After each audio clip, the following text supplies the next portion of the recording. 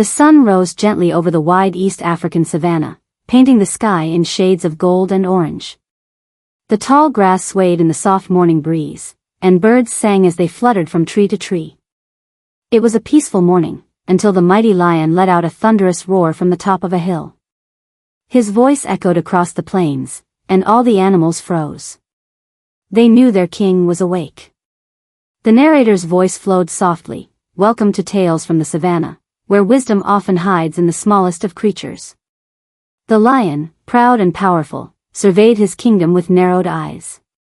He was feared by every creature, for none dared to challenge him. The animals bowed low, trembling, as he roared again.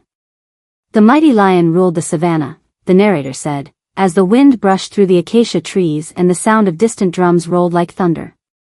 But among the trembling animals stood a tiny hare, clever, calm, and unafraid. He tilted his head and smiled slyly. "This lion thinks strength is everything," he thought. "Perhaps it's time he learns that brains can be stronger than brawn." The hare hopped forward and bowed respectfully before the lion. "Oh great king," he said in a polite voice, "I have terrible news. There's another lion across the river who claims he is stronger than you." The lion's eyes blazed with fury. "Another lion? Stronger than me?" he growled. The hare nodded solemnly. "Yes, my king. He says the savannah is too small for two rulers. I can show you where he lives." The lion's chest puffed up with pride. Without hesitation, he followed the hare toward the river, his heavy paws thudding against the ground.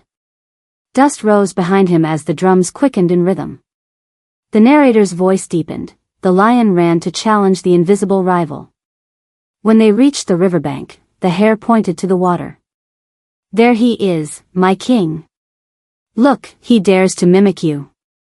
The lion peered into the water and saw his own reflection staring back. He roared furiously, and the reflection roared too. Thinking his rival mocked him, the lion leapt forward to attack, but the hare had led him straight into a deep pit cleverly hidden by leaves. The lion tumbled down with a great crash, and the animals who had been watching gasped, then burst into laughter. The hare peeked over the edge of the pit, smiling kindly. "Oh mighty lion," he said, "perhaps now you see that wisdom can defeat even the greatest strength." The drums softened into a cheerful rhythm, mingling with the gentle laughter of the animals. As the sun began to set, the savannah grew quiet again. The narrator's voice returned, calm and wise, "Even the smallest creature can outwit the strongest." A soft harp and kalimba played as the fire crackled in the background. On the screen appeared a glowing proverb in golden letters, "A small hare with great wisdom."